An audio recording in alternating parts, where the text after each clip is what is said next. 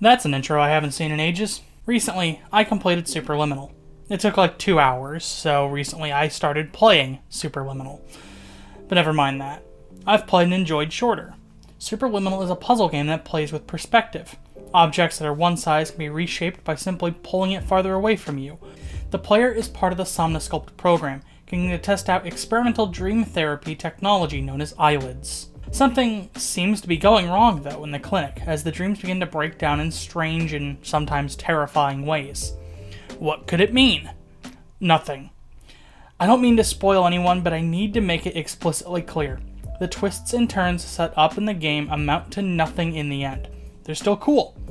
They might not be what you expect. Go into Superliminal for its puzzles first and story last. Otherwise, you will be disappointed. Ask me how I know. The game's introductory area carries a sort of clinical false warmth that's definitely homage to games like Portal or the Stanley Parable, complete with trick hallways.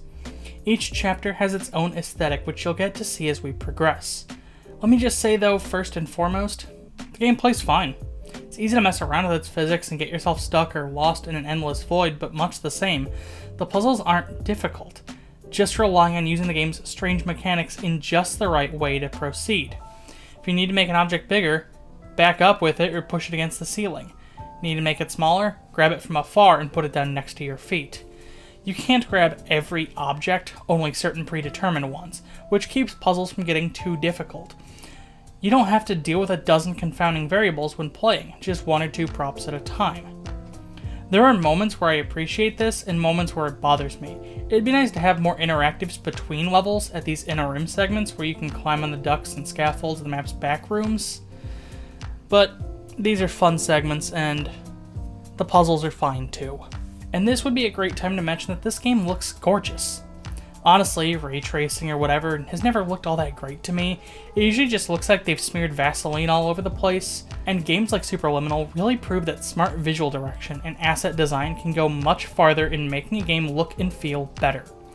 The hallways in Superliminal, more often than not, feel like home. They're often very warm and comforting in a very pleasing way, especially in maps like Optical, Cubism, and Dollhouse. When this game wants you to feel calm and appreciated, it really nails every single aspect of the aesthetic, down to its music. Matt Christensen worked on the game's music, and his jazz has a very warm yet melancholic tone to it that reminds one, or maybe just me, of the likes of Minecraft or Getting Over It. It makes each of these liminal spaces feel strangely comforting when they want to be. And when they want to be off-putting or unsettling, they nail it just the same. Cold, industrial hallways between maps, in which the music cuts out, replaced with the droning of air ducts and 60Hz lamps, outdoor spaces that feel swamped in oppressive moonlight, and many opportunities for things to seemingly go wrong, all presented through 2 characters, one of which is actually human. Your 2 main contacts throughout Superliminal are the Standard Orientation Protocol and Dr. Glenn Pierce. The Orientation Protocol continually reminds you to stick to the critical path and warns you of excessive dreaming leading to, explosive skull decompression. Meanwhile, Glenn refuses to comment on the eerie warnings you're offered and instead muses about the world around you. He does talk to the player on occasion. You appear to be lost early on, and while he tries to bring you back to the intended path, he talks to you about risk, self-doubt, and other intrapersonal concepts. The 2 characters share a one-sided rivalry. Glenn does not acknowledge the AI, but the AI acknowledges Glenn, doing its best to try and make contact between you and him as difficult as possible. The writing on both characters is really fun, but beyond that they don't have much in the way of personality, which feels like a bit of a missed opportunity. The middle section of the game is loaded with twists and turns, but they don't get much in the way of an explanation, which makes them fall flat. How does this blackout section relate to the prior game that we've played? What about when eyelids glitches and you're left copying objects rather than just moving them? As soon as these ideas appear, they vanish, and the closest the game gets to explaining the increasingly strange circumstances and settings is its boss-level labyrinth, which mostly amounts to Glenn talking to you about a trial-by-fire ordeal. And the game's mechanics simultaneously work with you and against you as you play that level. The final 2 maps begin to set up the ultimate point behind the Somnosculpt experience. It's all a dream, and it's meant to help you recognize your problems and stop seeing them as insurmountable. You will fail, but failure won't be the end of the world. You pick back up and move ahead despite the turmoil. That's the theme of Superliminal. All of this is really just set dressing over top the plot. Every sudden change, every moment of surprise. It all went according to plan. This could have been a commentary on the idea of making a game that goes off the rails. The more out there endings in the Stanley Parable, for instance, are all working as designed. But in the end, the message of Superliminal is a very plain one that this self-made cat meme could tell you.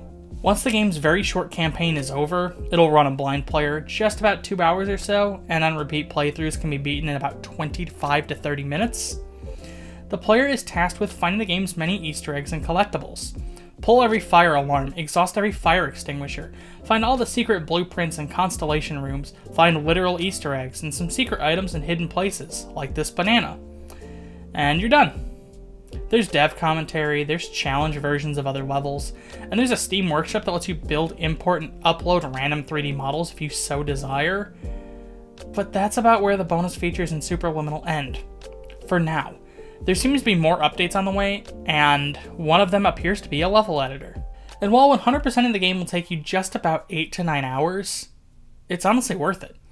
I can look past the ending cutscene's lack of interactivity and lukewarm message. I can forgive the repetitive nature of some of the puzzles. I can forgive the walking speed that's ever so slightly slower than I would have liked, because at the end of the day, the game is fun. It's well polished. Exploring every nook and cranny for secrets, learning how it all came together, is really satisfying. Superliminal's best trait is its brevity. Puzzles are short but incredibly memorable. Replaying the game is never a chore, and all the visuals are incredibly charming. The game is just good.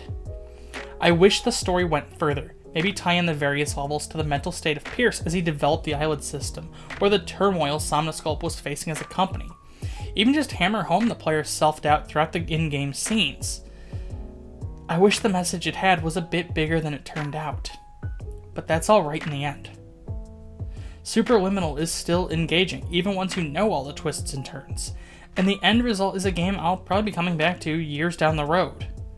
Pillow Castle Games hit it out of the park with their first retail release, and it's somehow still only uphill from here. Superliminal is available for $20 USD on Nintendo Switch, Xbox One, PlayStation 4, it's backwards compatible on Xbox Series and PS5, and is available on Windows, Mac, and Linux on Steam, Epic Games, and GOG. $20 seems like a high price, but for such a solid experience and for being 8 years of work brought together, I can't complain too much. I am wishing Albert and his team the very best in their future endeavors.